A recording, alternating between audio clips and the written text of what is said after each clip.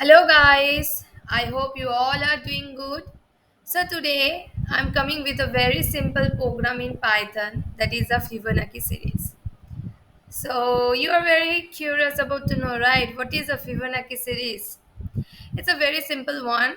It is nothing but you will just add the previous two term and you will get the third number.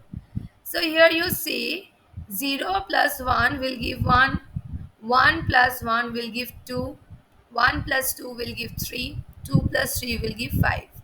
Here total 6 terms are there as the user has given input 6. So as usual you will take the input from the user and you will store it in a variable, and then you will use a decision making statement whether the number which the user has given, it is positive integer or a negative integer. If it is negative integer, you will tell the user please enter a positive integer, else you will call the function. So upon calling the function you are passing this parameter here, and when the function is called, initially what is the foremost things we are doing, we are already storing, that is initializing a list, giving a name to it, fib underscore series. You can give any suitable name you want. That is, first it will, the term is 0 and the second term is 1. It's not mandatory that always the Fibonacci series will start from 0. It sometimes, upon the need of the program, also the Fibonacci series starts from 1 also. That is, the first term becomes 1 also. It's not mandatory that the first term will become 0. Then we are using a for loop and we are using a range in it. That is, already since I have given the first term and the second term, that is in 0th index I'm having 0 and first index I'm having 1. So we are starting the for loop from the second index. So it is starting from 2 till nth index.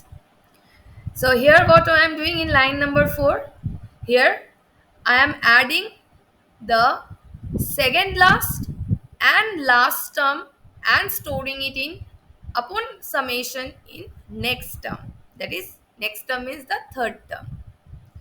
That is, the second last term and the last term, upon adding we are getting the next term. I think you have noticed my cursor.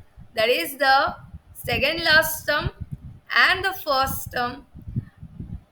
Upon adding it, we are storing it in the next term, that is the third term. And here the next term gets append to the list. Append, we are using one function in append, that is the inbuilt function in Python. So we are using here so that it get automatically added to the list, that is the name which I have given to it, that is fib underscore list. And when it comes out of the for loop, it returns the list. You can see I have used a slice operator here.